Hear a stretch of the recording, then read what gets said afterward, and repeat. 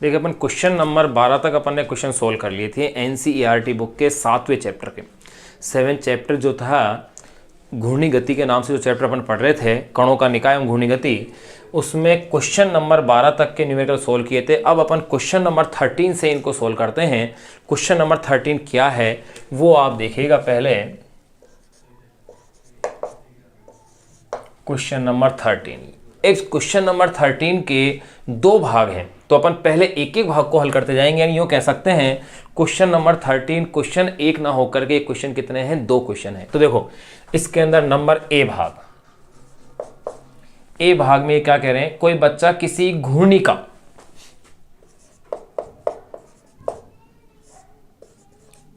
कोई बच्चा किसी घूर्णी का जिसे अपन कहते हैं घूर्णी मंच, या आप इसे कह दीजिए घूर्णी मंच। कोई बच्चा किसी घूर्णी का पर अपनी दोनों भुजाओं को बाहर की ओर, किसी घूर्णी का पर अपनी दोनों भुजाओं, कोई बच्चा किसी घूर्णिका पर अपनी दोनों भुजाओं को बाहर की ओर फैलाकर, अपनी दोनों भुजाओं को बाहर की ओर फैलाकर, अपनी दोनों भुजाओं को बाहर की ओर फैलाकर खड़ा है।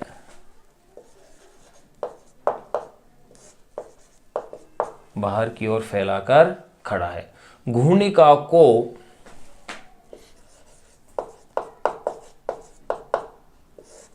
घूर्णिका को 40 रिवॉल्यूशन पर मिनट, यानी कि यूँ कह सकते हैं 40 ReV पर मिनट की कोणीय चाल से घूर्णन कराया जाता है। कि कोणीय चाल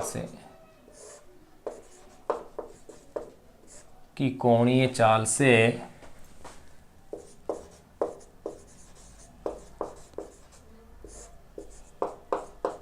घूर्णन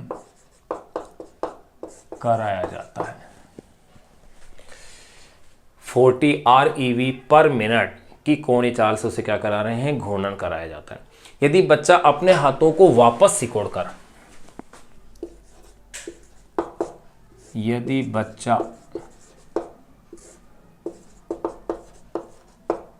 अपने हाथों को वापस सिकोड़कर, यदि बच्चा अपने हाथों को वापस सिकोड़कर, अपना जड़त्व आघूर्ण सिकोड़कर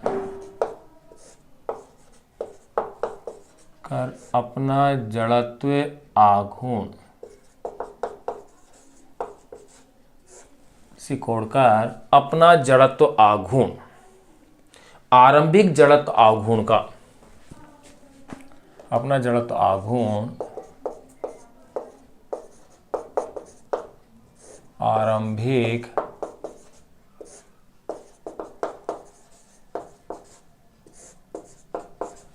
जड़त्व आघूर्ण का 2/5 गुना, 2/5 गुना आरंभिक जड़त्व आघूर्ण का 2/5 गुना कर लेता है। 2/5 गुना कर लेता है। देखो ये कॉन्सेप्ट अपन पढ़ चुके थे कि जब वो हाथों को ऐसे सिकोड़ेगा तो ऐसी स्थिति में जड़त्व आघूर्ण कम होगा, और जब हाथों को फैला देगा तो जड़त्व आघूर्ण क्या होगा, बढ़ेगा, क्योंकि घूर्णन से दूरी क्या हो रही है, उसमें बढ़ रही है। जबकि यहाँ पर सिकोड़ने पर घूर्णन से दूरी घट रही है, इसलिए कितना हो गया, 2/5 गुना, यानी कि कम हो गया है जड़त्व आघूर्ण। ये इसका मतलब उसकी कोणीय चाल बढ़ जाएगी। आरंभिक जड़त्व आघूर्ण का 2/5 गुना कर लेता है। ये अपन को सवाल के अंदर डिटेल इसने दे दी है। तो इस स्थिति में कर लेता है, तो इस आरंभिक जड़ता में 2.5 गुना कर लेता है, तो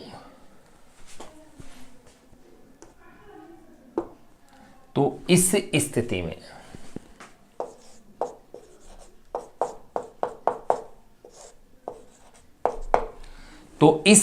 में उसकी कोणीय चाल क्या होगी? तो इस स्थिति में उसकी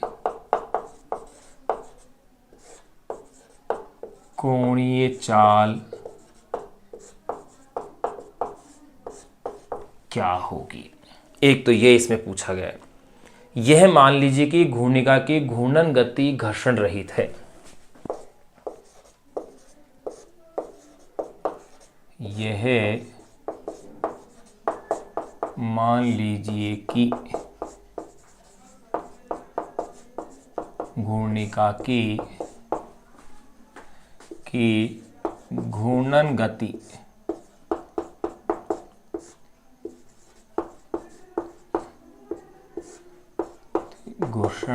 घर्षण रहित है। यह मान लीजिए कि घूर्णिका की घूर्णन गति कैसी है? घर्षण रहित है, घर्षण उसके अंदर नहीं है। तो देखिए, पहले अपन इस ए भाग को अपन सोल्व कर लेते हैं पहले। तो देखिए, फिर उसके बाद बी भाग को, फिर इसके बाद इसके जो नेक्स्ट पार्ट है उसके बारे में बात करेंगे। तो अपन देखेंगे कि अगर मैं इसके अंदर अगर दोनों भाग यहाँ लिख लूँगा, फिर अपन को सोल्व करने के लिए स्पेस रहेगा ही नहीं। तो देखें, कोई बच्चा किसी घूर्णिका पर अपनी दोनों भुजाओं को बाहर की ओर फैलाकर खड़ा है। घूर्णिका इतने ReV पर मिनट की कोणीय चाल से गुणन कर रही है। मैंने मान ली शुरू में कोणीय चाल 40 ReV पर मिनट है। अपने हाथों को सिकोड़कर अपना जड़ता गुण, आरंभिक जड़ता गुण का 2/5 गुना कर लेता है, मतलब कम कर लिया उसने। अगर देखो, मैंने मान लिया कि जड़ता गुण I डैश हो गया उसका बाद में, तो ये I का कितना हो जाएगा? 2/5 हो गया। और बाद का कोणीय चाल ये अपन को ज्ञात करनी, यही क्वेश्चन हो गया। अब अपन अच्छे से जानते हैं, कोणीय संवेग संरक्षण के सिद्धांत से अपन पढ़ चुके हैं। वो इक्वेशन ये थी, देखो, कोणीय संवेग संरक्षण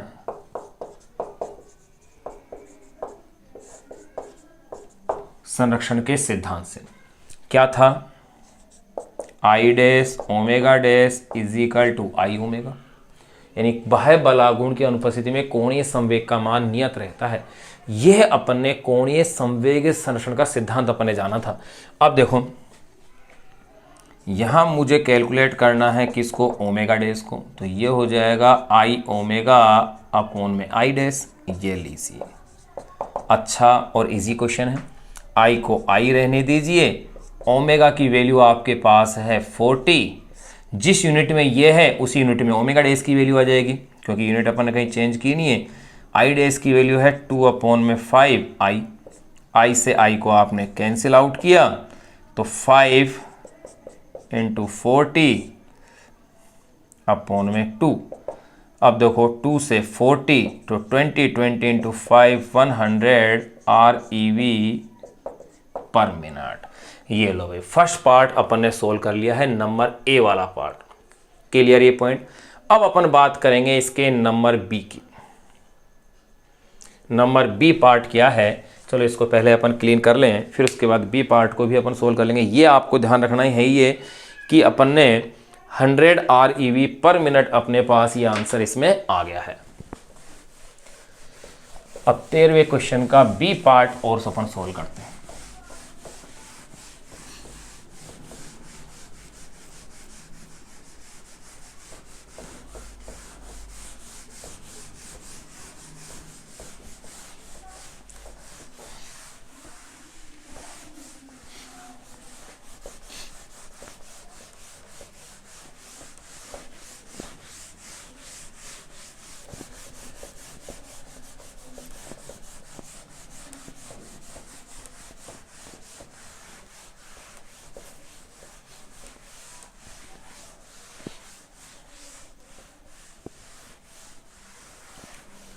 देखिए भाई, अब 16वें क्वेश्चन का बी पार्ट क्या है, 13 नंबर के क्वेश्चन का 13वें क्वेश्चन का बी पार्ट देखें, इसमें क्या कह रहे हैं। ये तो अपन ने कोणीय संवेग, ये क्या कोणीय संवेग, कोणीय चाल अपन ने इसकी ज्ञात कर ली थी। अब अपन ज्ञात करेंगे नंबर बी पार्ट के अंदर कह रहे हैं यह दर्शाइए, यानी कि यह सिद्ध कीजिए, टू प्रूव दैट, यह दर्शाइए कि बच्चे की घूर्णन की नई गतिज ऊर्जा,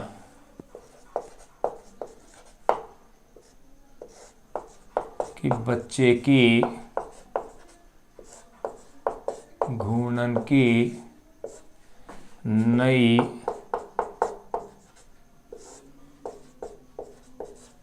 गतिज ऊर्जा, बच्चे की घूर्णन की नई गतिज ऊर्जा उसकी आरंभिक घूर्णन की गतिज ऊर्जा से, नई गतिज ऊर्जा आरंभिक घूर्णन की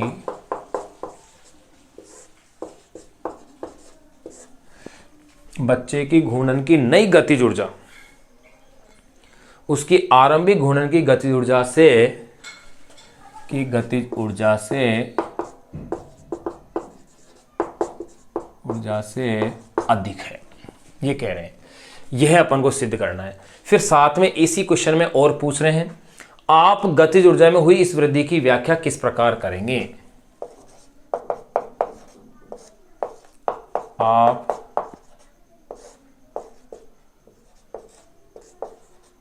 गतिज ऊर्जा में हुई वृद्धि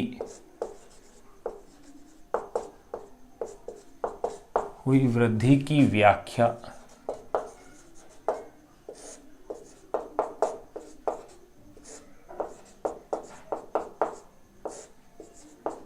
किस प्रकार करेंगे। देखिए अब इस क्वेश्चन को अपन सोल्व करते हैं। यह दर्शाइए कि बच्चे की घूर्णन की नई गतिज ऊर्जा आरंभिक घूर्णन गतिज ऊर्जा से क्या है, अधिक है। ये अपन को प्रूफ करना है। तो देखिएगा आरंभिक गतिज ऊर्जा मैंने मान ली के इनिशियल है, के आई का फॉर्मूला क्या है, हाफ, भाई इनिशियल है, हाफ आई ओमेगा का स्क्वायर, इनिशियल हो गई। एंड के फाइनल की बात करूं भाई अंतिम गतिज ऊर्जा, तो ये क्या हो जाएगी, हाफ, आपको ध्यान है आई डैश हो गया क्योंकि जड़ता कोण चेंज हो गया था, और कोणीय वेग ओमेगा है वो भी आपके पास चेंज हो गया, यानी कि ओमेगा डैश का मैंने यहाँ क्या कर दिया है, स्क्वायर कर दिया है।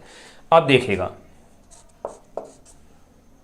यहाँ अब अपन इनकी वैल्यूज पुट कर दें तो आपको अपने आप अंतर दिख जाएगा कि कितनी अधिक गतिज ऊर्जा हो रही है।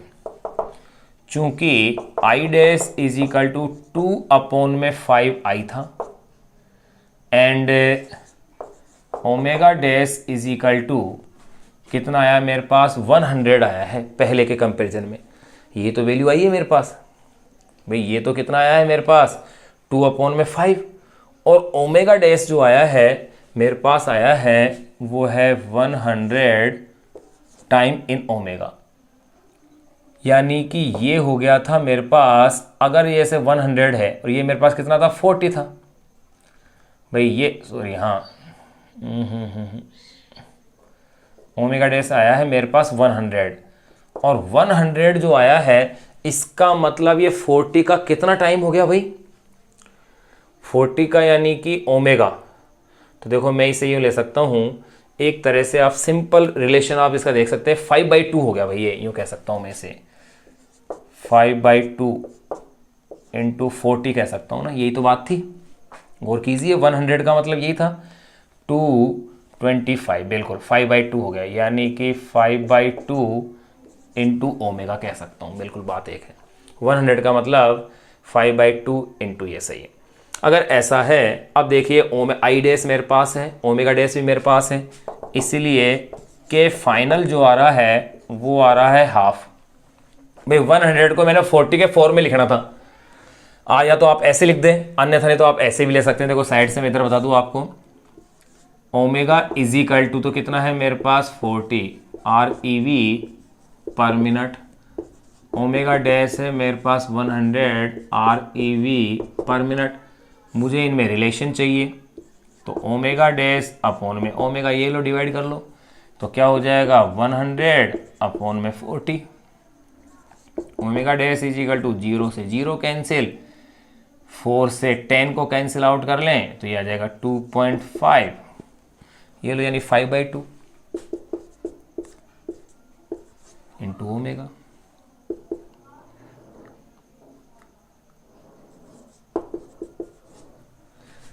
टू 2.5 ओमेगा,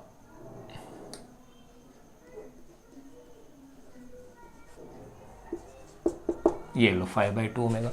यानी कि यह मैं इस तरह से भी वैल्यूज देख सकता हूँ क्योंकि मेरे पास ये 100 था। तो देखो 5/2 इंटू ओमेगा कैसे आया, मैंने रिलेशन निकाल के देख लिया है। तो अब देखो भाई, अब मैं यहाँ पर आई डैश की वैल्यूज क्या ले रहा हूँ मैं 2/5 इंटू आई, और ओमेगा डैश का मतलब 5/2 इंटू ओमेगा का स्क्वायर।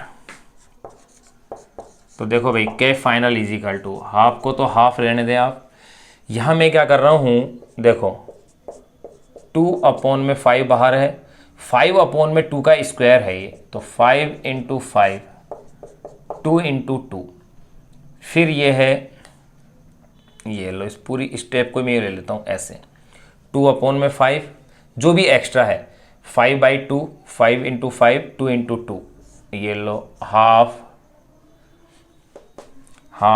आई ओमेगा स्क्वायर। बिल्कुल ऐसा लिख सकते हैं अपन। अगर ऐसा लिख सकते हैं तो देखिएगा 5 से 5 कैंसिल, 2 से 2 कैंसिल, तो ये बच गया मेरे पास 5/2 हाफ आई ओमेगा स्क्वायर, यानी कि के फाइनल इज इक्वल टू 5/2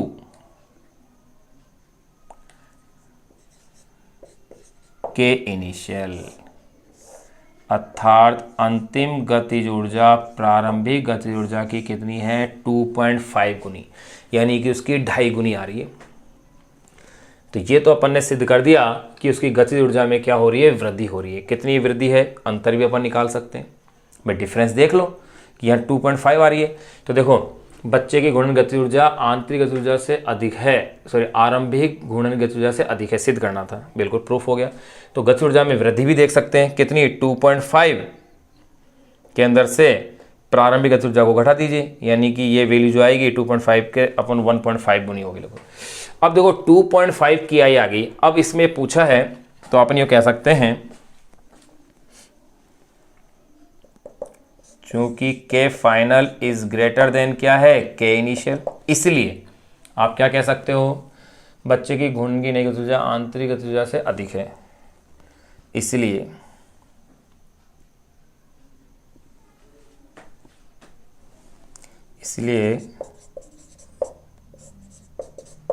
बच्चे की नई गतिज ऊर्जा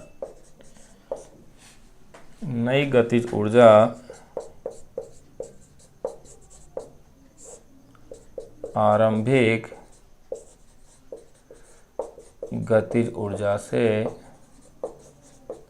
अधिक है। ये लो, ये तो अपने पास प्रूफ हो गया। अब अपन यहाँ इसकी व्याख्या और लिख दें, क्योंकि इसने एक बात और पूछी थी, आप गतिज ऊर्जा में हुई वृद्धि की व्याख्या किस प्रकार करेंगे। तो देखो भाई इसमें हुआ क्या, बच्चे ने अपने हाथों को सिकोड़ा, तो इसके अंतर्गत जो कार्य हुआ, जो ऊर्जा हुई, मांसपेशीय कार्य हुआ। जैसे अपन एक एग्जांपल देखते हैं कि कोई कुली सिर पर बोझा रखकर जब क्षैतिज प्लेटफॉर्म पर चलता है तो उसके द्वारा किया गया कार्य क्या है, शून्य है, लेकिन वो घर्षण बल के विरुद्ध तो कार्य करता है। जब कोई व्यक्ति किसी दीवार पर धक्का देता है, किसी चट्टान को खिसकाने का प्रयास करता है, चट्टान नहीं खिसकती है, तो किया गया कार्य उस स्थिति में क्या है, शून्य में लगाए गए बल के लिए। परंतु उसको थकान क्यों होती है, क्योंकि मांसपेशीय कार्य कर रहा है, यानी उसकी मसल्स फैलती और सिकुड़ती है। तो यहां पर इसकी व्याख्या में अपन ये कह सकते हैं, बच्चा हाथ सिकोड़ने में अपनी पेशियों की आंतरिक ऊर्जा खर्च करता है, जिससे उसकी गतिज ऊर्जा में क्या होती है, वृद्धि होती है। तो अपन कह सकते हैं बच्चा हाथ सिकोड़ने में, इसकी व्याख्या में ये लिखेंगे, बच्चा हाथ सिकोड़ने में अपनी पेशियों की, यानी मसल्स की में अपनी पेशियों की,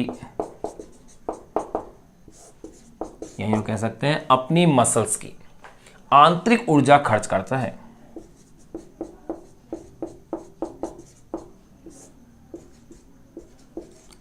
आंतरिक ऊर्जा खर्च करता है, जिससे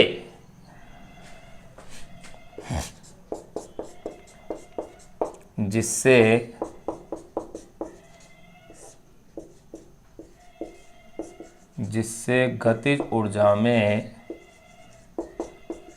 वृद्धि होती है। जिससे गतिज ऊर्जा में क्या होती है? वृद्धि होती है। ये अपन ने क्वेश्चन नंबर 13 यानी जो 13वां क्वेश्चन था वो अपन ने सोल्व कर लिया है। उसके दो भाग थे, पार्ट ए और पार्ट बी। दोनों ही भाग अपन ने सोल्व कर लिए। सिंपल और अच्छा और एक एग्जाम में आने लायक क्वेश्चन था जिसको कि अपन ने सोल्व किया है। क्वेश्चन नंबर 13 के ए और बी दोनों ही पार्ट अपन ने सोल्व कर लिए। अब अपन बात करेंगे क्वेश्चन नंबर 14 की। देखेंगे देखो क्वेश्चन नंबर 14 है क्या।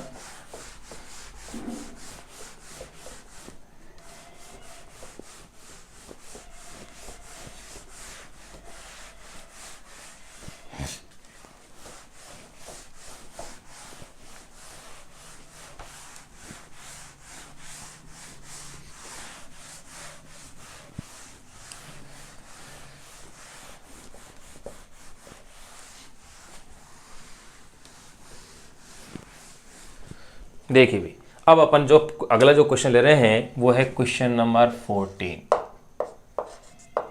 14वें नंबर का क्वेश्चन है। ये क्वेश्चन क्या है? 3 किलोग्राम द्रव्यमान,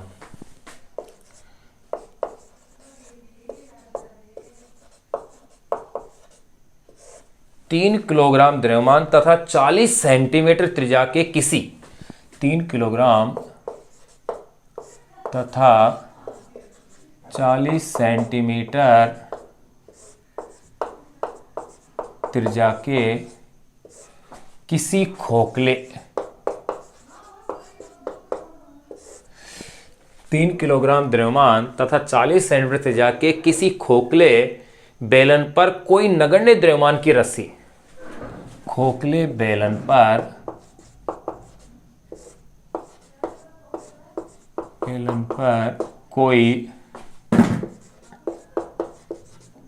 कोई नगण्य, खोखले बेलन पर कोई नगण्य द्रव्यमान की रस्सी लपेटी गई है। द्रव्यमान की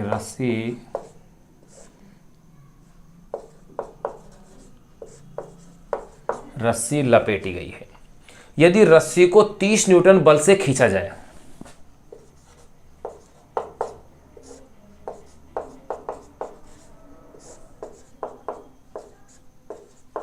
यदि रस्सी को 30 न्यूटन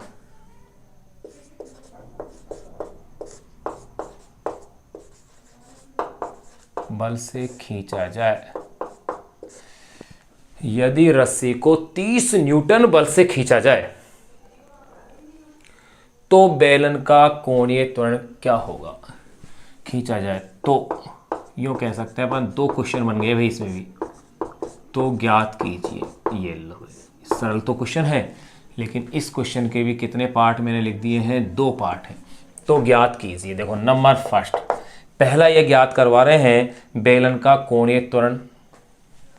तो ज्ञात कीजिए नंबर फर्स्ट, खोखले बेलन का कोणीय त्वरण। एक तो ये ज्ञात करना है। नंबर सेकंड ये ज्ञात करवा रहे हैं रस्सी का रेखीय त्वरण।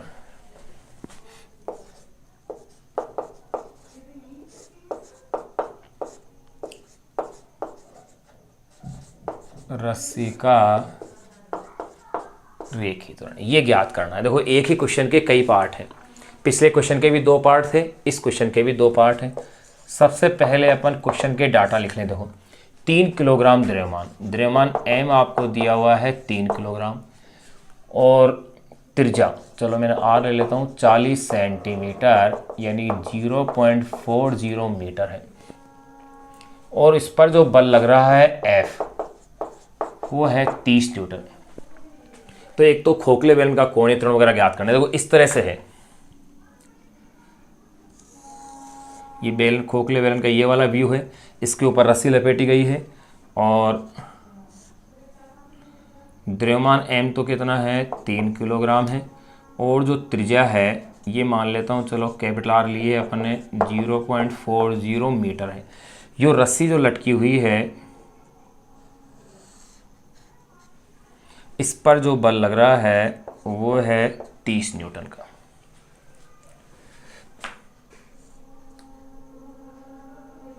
इस पर ये कितना बल लग रहा है 30 न्यूटन का। अब देखिए अपन एक एक पार्ट को अपन अब सोल्व करते हैं। नंबर फर्स्ट, खोखले बेलन का कोणीय त्वरण निकालना है।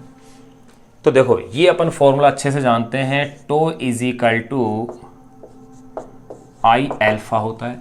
अब यहां गौर कीजिएगा, टो की वैल्यू पता नहीं है, टो की वैल्यू अपन को पता नहीं है, आई की वैल्यू पता है क्योंकि बेलन दिया हुआ है, खोखले बेलन के लिए जड़ता गुण क्या होता है mr² होता है। तो अब देखिए आप इसको इस तरह से अरेंज करें थोड़ा सा। टो का मतलब RF भी होता है, यहाँ R का मतलब कैपिटल R, क्योंकि इन्होंने F दिया हुआ है, ये लो भाई RF हो गया, और I का मतलब क्या है mr², और यह है एल्फा। तो ये लीजिए एल्फा का क्या वैल्यूज आ गई है, मेरे पास आ गया है F अपॉन में mr, बिल्कुल यही आ रहा है, देख लो, एक R से एक R यहाँ कैंसिल कर दिया है मैंने। तो F is equal to m alpha, तो alpha is equal to F upon में mr। F की वैल्यू कितनी है 30, m की वैल्यू कितनी है मेरे पास 3, R की वैल्यू कितनी है 0.40, ये कैंसिल आउट हो गया है 3 से 30 10 टाइम 0.40। अब आ जाएगा ये, अब 10 को 0.4 से डिवाइड कर दीजिए, वेरी सिंपल हो गया है। तो कितनी बार गया 25, यानी कि 100, आप इस पॉइंट को हटाइए तो यहाँ कितना हो जाएगा 4, 100 अपॉन में 4, 25 रेडियन पर सेकेंड, 25 रेडियन पर सेकेंड इसका क्या आ गया है कोणीय त्वरण आ गया। नंबर सेकंड पार्ट देखो, देखो बड़ा छोटा सा क्वेश्चन था, रस्सी का रेखीय त्वरण। अब अपन को रेखीय त्वरण और कोणीय त्वरण के मध्य संबंध पता होना चाहिए। अगर ये संबंध आपको अगर पता है तो ये क्वेश्चन आपके लिए बहुत ही आसान हो गया। अब देखिएगा कैसे हो गया, आप जानते हो A is equal to alpha R, यही है। तो देखो A is equal to alpha कितना है मेरे पास 25, R की वैल्यू कितनी है 0.4,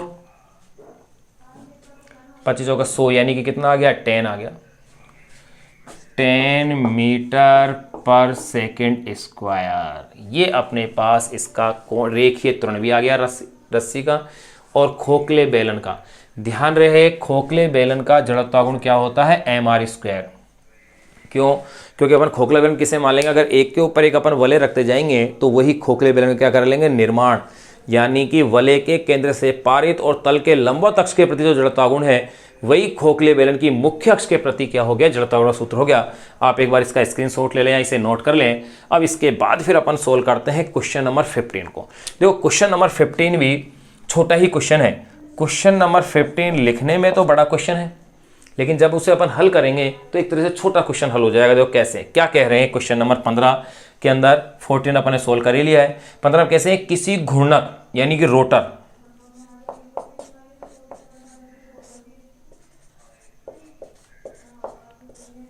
किसी घूर्णक या इसे अपन कह रहे हैं रोटर, थोड़ा सा नीचे से लिखते हैं इसे।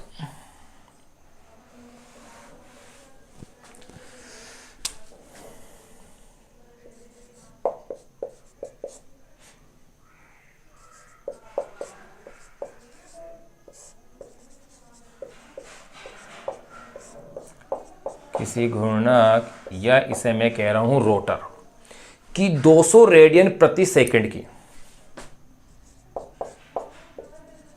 200 रेडियन प्रति सेकंड की एक समान किसी घूर्णक यानी कि रोटर की 200 रेडियन प्रति सेकंड की एक समान कोणीय चाल बनाए रखने के लिए एक समान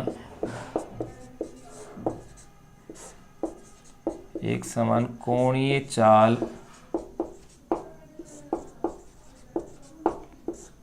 बनाए रखने के लिए किसी घूर्णक की 200 रेडियन प्रति सेकंड की एक समान कोणीय चाल बनाए रखने के लिए एक इंजन द्वारा बनाए रखने के लिए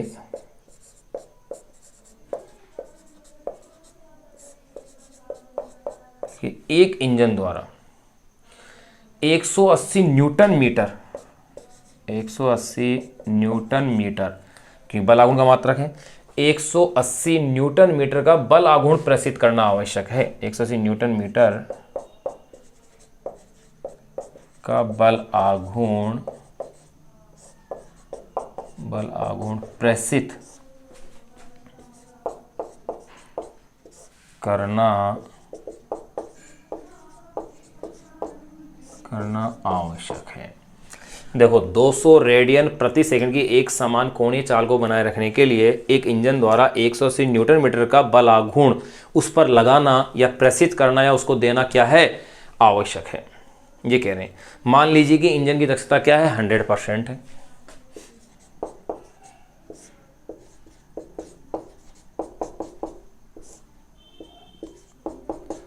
मान लीजिए कि इंजन की दक्षता 100% है। मान लीजिए कि इंजन की दक्षता क्या है 100% है। फिर यहाँ इसमें नोट लगा के एक चीज़ इन्होंने लिखी है वो अपन भी लिख देते हैं क्वेश्चन के साथ साथ है। वो ये कह रहे हैं घर्षण की अनुपस्थिति में एक समान कोणीय वेग होने में, ये भी एक थ्योरी है कॉन्सेप्ट है, घर्षण की अनुपस्थिति में एक समान कोणीय वेग होने में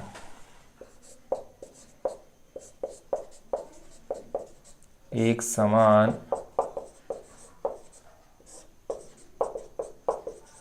कोणीय वेग होने में घर्षण के अनुपस्थिति में एक समान कोणीय वेग होने में यह समाविष्ट है कि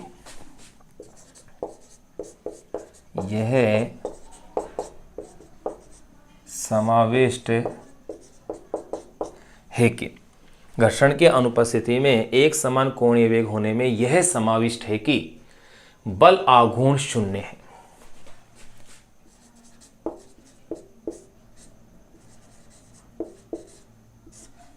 कि बल आघूर्ण या बल आघूर्ण भी कहते हैं, यह आवश्यक है कि बल आघूर्ण शून्य है।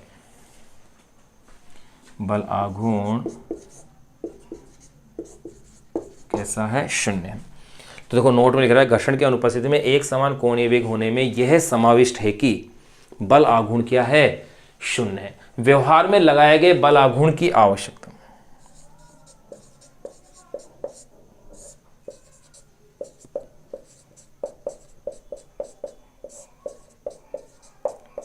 व्यवहार में लगाए गए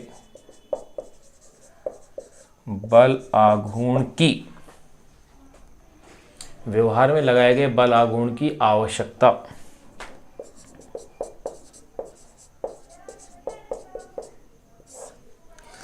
व्यवहार में लगाए गए बल आघूर्ण की आवश्यकता घर्षणी बल आघूर्ण को निरस्त करने के लिए होती है। कि आवश्यकता घर्षणी बल आघूर्ण को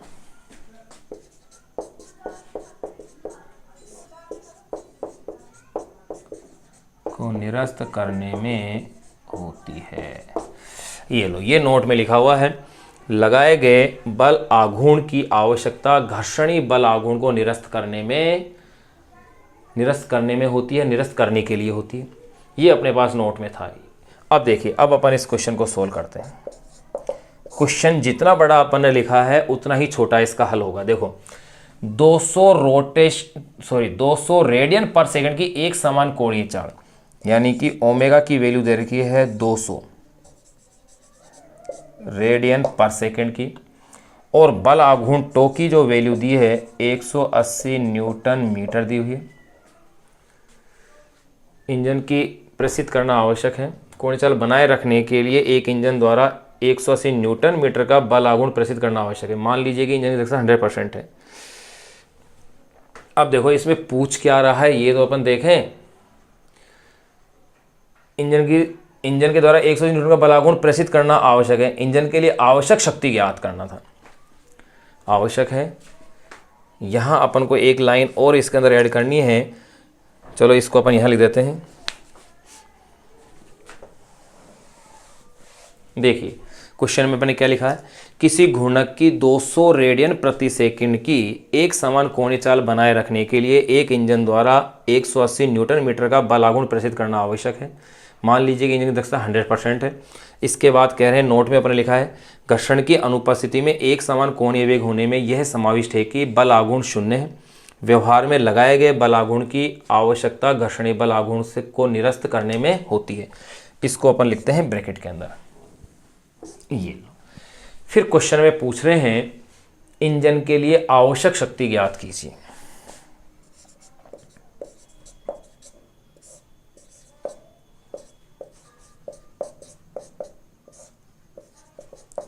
इंजन के लिए आवश्यक शक्ति ज्ञात कीजिए, ये क्वेश्चन है। अब देखो जितना बड़ा अपन ने क्वेश्चन को लिखा है उतना ही छोटा इसका क्या होगा, हल हो जाएगा।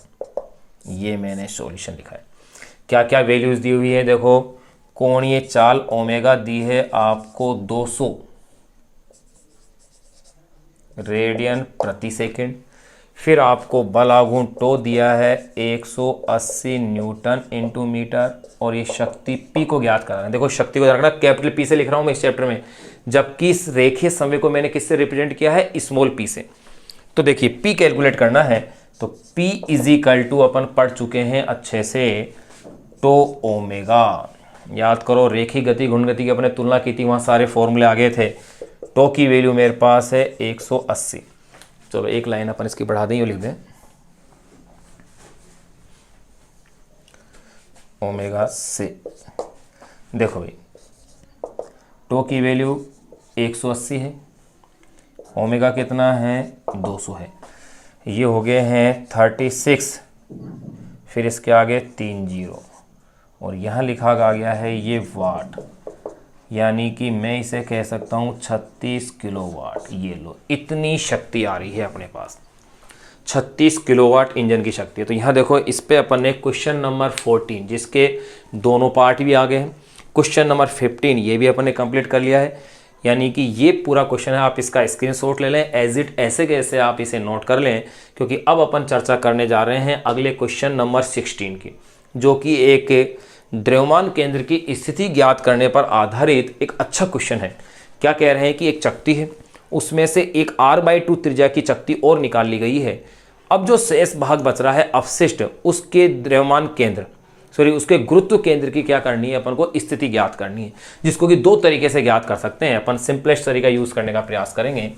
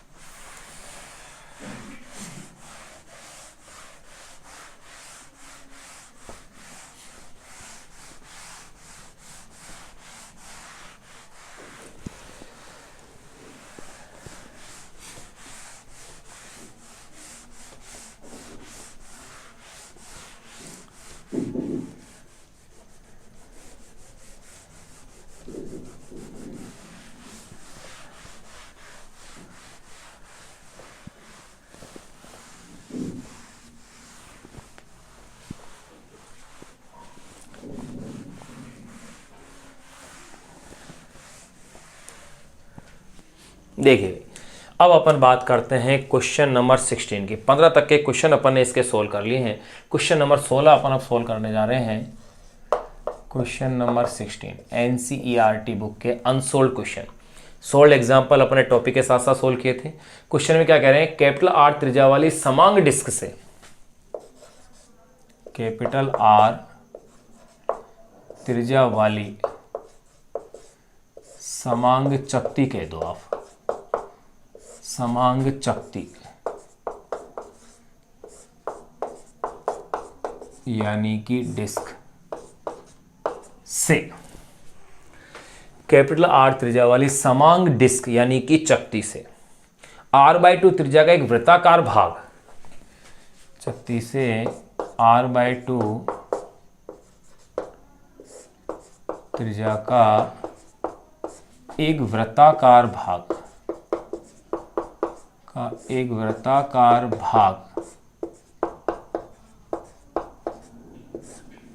काटकर, कैपिटल आर त्रिज्या वाली समांग चकती से r/2 त्रिज्या का एक वृत्ताकार भाग काटकर निकाल दिया गया है, भाग काटकर और निकाल दिया गया है। इस प्रकार बने वृत्ताकार सुराख का केंद्र,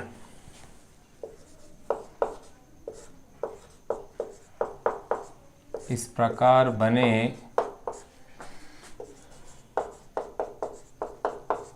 वृत्ताकार सुराख का केंद्र, इस प्रकार बने वृत्ताकार सुराख का केंद्र मूल चकती के केंद्र से r/2 दूरी पर है, का केंद्र मूल चकती के केंद्र से r/2 केंद्र से r/2 दूरी पर है। मूल चकती के केंद्र से, सुराख का केंद्र मूल चकती के केंद्र से r/2 दूरी पर है। अवशिष्ट चकती के गुरुत्व केंद्र की स्थिति ज्ञात कीजिए। अवशिष्ट चकती के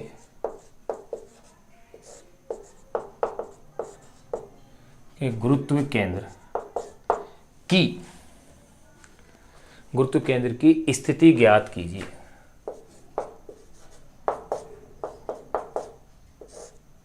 की स्थिति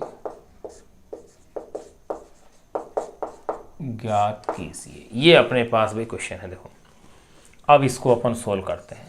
बहुत ही प्यारा और एक अच्छा क्वेश्चन है। इस क्वेश्चन में जो कह रहे हैं उन चीज़ों को देखो। यह एक अपने पास कोई एक चकती है जिसकी की त्रिज्या मेरे पास क्या है, कैपिटल आर है इस चकती की। इस चकती से, चलो मैं यहाँ ले लेता हूँ, इस तरह से बना लेता हूँ। ये इस चकती का सेंटर मैंने क्या ले लिया है भाई, ओ है। यहाँ से ये त्रिज्या इसकी कैपिटल आर है।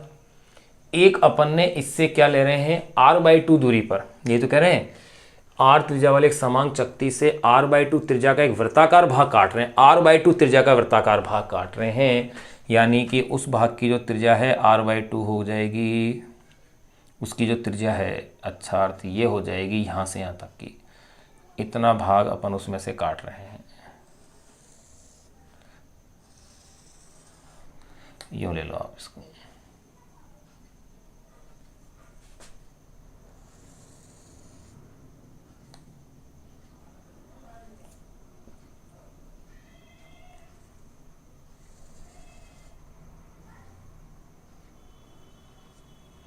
ये वृत्ताकार भाग काट लिया भाई, और इस भाग का ये सेंटर अगर मैं ले रहा हूँ तो आपको पता है इसकी जो त्रिज्या है वो कितनी है, r/2 हो गई, बिल्कुल एग्जैक्टली यही हो गई।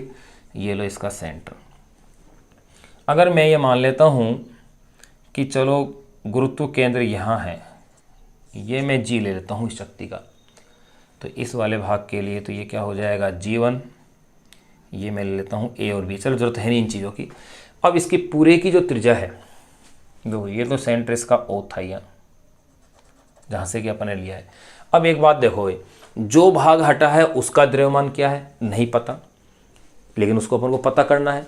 जो अवशिष्ट भाग है उसका द्रव्यमान क्या है वो अपन को पता करना है। तो अपन कैसे पता कर सकते हैं, मान लिया मैंने इकाई क्षेत्रफल का द्रव्यमान अगर स्मॉल एम हो तो पूरी चक्ति का द्रव्यमान मेरे पास आ जाएगा, क्योंकि पाई आर स्क्वायर, क्योंकि पूरी चक्ति की त्रिज्या क्या है, कैपिटल आर है। भाई इस चक्ति की जो त्रिज्या है यहाँ से यहाँ तक की, ये तो कितनी है, कैपिटल आर है।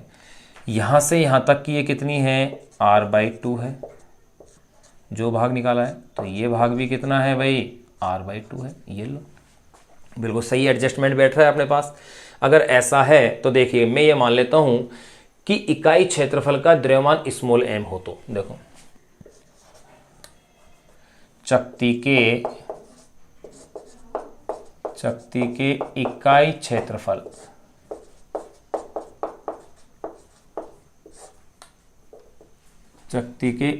क्षेत्रफल का द्रव्यमान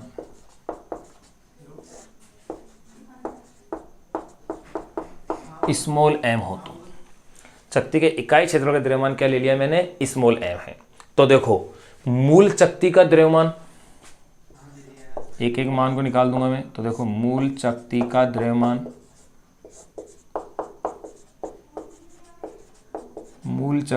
द्रव्यमान मैंने मान लिया भाई कैपिटल एम है।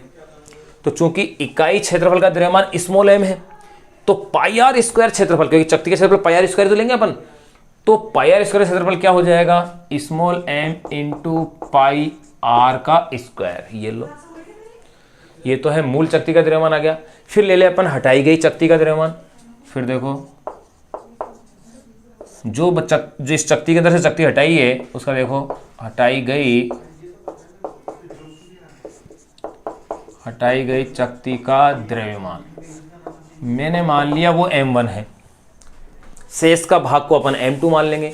तो हटाई गई चक्ति का द्रव्यमान क्या हो जाएगा, स्मॉल m इंटू पाई, उसकी त्रिज्या कितनी है r/2, उसका स्क्वायर, यानी कि m1 is equal to small m into pi r square upon में 4। गौर कीजिए small m into pi r square क्या था, कैपिटल M, तो कैपिटल M/4, यानी हटाई गई चक्ति का जो द्रव्यमान होगा वो मूल चक्ति के द्रव्यमान का 1/4 हो गया।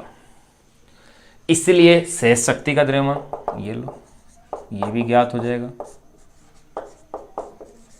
इसलिए शेष चक्ति का द्रव्यमान मैंने मान लिया वो m2 है। तो ये एक्चुअल में क्या होगा मेरे पास, ये मूल चक्ति का द्रव्यमान माइनस हटाए गए भाग के द्रव्यमान को इसमें से घटा दो, तो ये है m माइनस m/4, तो ये हो गया 3m/4, यानी कि 3/4 हिस्सा अपने पास बच गया। अब इसके बाद अब अपने पास दो तरीके हैं इस क्वेश्चन को, इसके आगे की स्टेप को हल करने का। एक तो यह है कि अपन संतुलन बिंदु के सापेक्ष आघूर्ण ले ले, जहां पर ये संतुलित है या गुरुत्व केंद्र है उसके सापेक्ष क्या ले ले अपन, आघूर्ण ले ले। एक ये है कि द्रव्यमान केंद्र की स्थिति ज्ञात करने का फॉर्मूला है RCM vector is equal to m1 r1 vector plus m2 r2 vector upon m1 plus m2, उसको लगा के हल कर ले। किसी भी तरीके से अपन इस क्वेश्चन को सोल्व कर सकते हैं, सिंपल क्वेश्चन है। तो देखिए अगर मैं इसको इस तरह से कर दूं कि द्रव्यमान केंद्र की स्थिति वाली बात के लिए, तो देखो मैं कह सकता हूं संतुलन के लिए गुरुत्व केंद्र बिंदु G पर है, जो कि O से कितनी दूरी पर है, x दूरी पर। ये मैं यहां से इसकी x दूरी ले लेता हूं, मैं इसको x दूरी ले लेता हूं। तो देखो संतुलन के लिए मैं कह दूं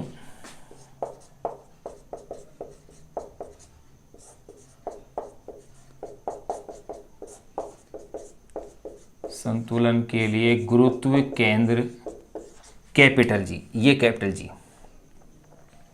मूल बिंदु O से, मूल बिंदु O है कैपिटल G, मूल बिंदु O से x दूरी पर है। तो अब एक ही काम रह गया है तो, यानी कि इस x का मान ज्ञात करना है बस। संतुलन के लिए गुरुत्व केंद्र कैपिटल G मूल बिंदु O से x दूरी पर है तो देखो, तो अपन इसमें आघूर्ण अगर लेके देखें तो देखो बिंदु O के सापेक्ष देखो आप, तो पहले तो अगर मैं बात करूं, जो इसमें से हिस्सा अपन ने निकाला है उसके लिए आघूर्ण क्या बनेगा भाई, m1 द्रव्यमान इनटू उसके लिए कितनी है, कितनी त्रिज्या का है, r/2। भाई यहाँ से तो r/2 तो हुआ ही है, डिस्टेंस इसकी r/2 हो गई भाई, ये r/2 है, मैंने लिख रखा है देखो यहाँ, ये इसकी कितनी है, r/2 है। तो O से ये तो डिस्टेंस r/2 हो गई। फिर अगर मैं प्लस बात करता हूँ, इसके बाद देखिएगा आप आगे जो शेष भाग है m2, इसकी यहाँ से द्रव्यमान केंद्र की स्थिति यहाँ से देख रहे हैं अपन, देखो O से G की, तो ये हो रहा है कितना है भाई, x है, x है, और टोटल क्या लेंगे अपन, 0 ले लेंगे। अब इसमें केवल आपको वैल्यूज़ पुट करनी है, क्वेश्चन आपका सोल्व हो चुका है। या इसे द्रव्यमान केंद्र की स्थिति ज्ञात करने के फॉर्मूले से भी आप हल कर सकते हैं। दोनों ही तरीके से इस क्वेश्चन को हल किया जा सकता है, दोनों मैंने आपको बता दी हैं। अब देखो भाई कैसे अपन कर सकते हैं। m1 की वैल्यू देखो आप, m1 की वैल्यू है m/4 into r/2 plus m2 3m/4 into x is equal to 0। मुझे इसमें क्या करना है, x की वैल्यू को कैलकुलेट करना है। तो देखिएगा भाई 3mx अपॉन में 4 इज इक्वल टू, इसको ट्रांसफ़र कर लो, mr 4 इंटू 2, 4 से इस 4 को पहले कैंसिल कर लो आप, फिर देखो कैपिटल M से कैपिटल M को भी कैंसिल कर लो, तो मेरे पास रह गया है 3 अपॉन में 1, 3x अपॉन में 1 इज इक्वल टू r/2, यानी कि, और आगे हाँ साइन भी तो चेंज हो जाएगा, इधर आएगा तो ये क्या नेगेटिव आ गया, माइनस, यानी x is equal to minus r/6। ये लो x is equal to minus r/6 मेरे पास इसमें वैल्यू आ गई, यानी उसकी त्रिज्या की r/6। नेगेटिव का जो साइन आ रहा है वो ये दर्शा रहा है अपन को कि शेष शक्ति का द्रव्यमान केंद्र r/6 दूरी पर है और बिंदु O के बाईं ओर है, यानी इस डायरेक्शन में, नहीं कि इस डायरेक्शन में जो अपने चक्ति काटी है उसके। तो अपन यहां कह सकते हैं, यहां ऋणात्मक चिन्ह,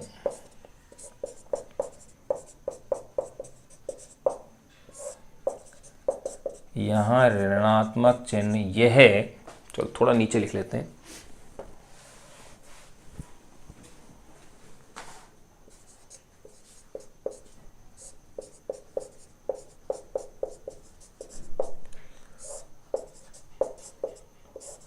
यहाँ ऋणात्मक चिन्ह यह दर्शाता है कि, क्या कह देंगे, यह दर्शाता है कि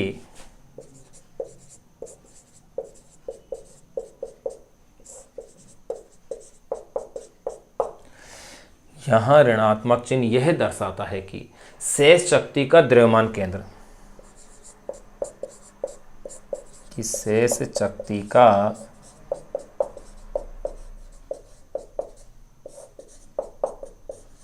द्रव्यमान केंद्र r/6 दूरी पर, यानी कि त्रिज्या के छठे भाग पर, द्रव्यमान केंद्र r/6 दूरी पर, केंद्र r/6 दूरी पर बिंदु O के बाईं ओर है, दूरी पर बिंदु O के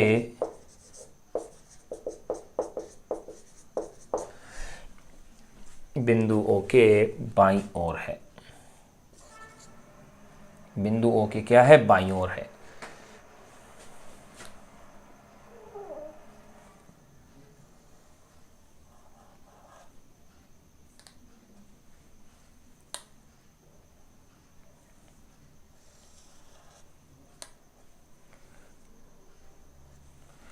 बिंदुओं के बाईं ओर है, जो कि निकाले गए भाग की विपरीत दिशा में है,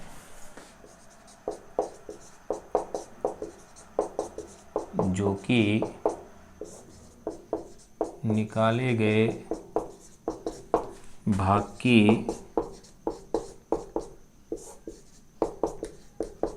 विपरीत दिशा में है। ये लो, ये अपने पास क्वेश्चन नंबर जो 16 था वो अपन ने सोल्व यहाँ कर दिया है। अब अपन बात करेंगे क्वेश्चन नंबर 17 की, कि क्वेश्चन नंबर 17 है क्या उसको, और अपन देखें। आप एक बार इसका स्क्रीनशॉट ले लें, इसको एज इट ऐसे के ऐसे एक बार आप नोट कर लें। क्वेश्चन नंबर 17 छोटा ही क्वेश्चन है।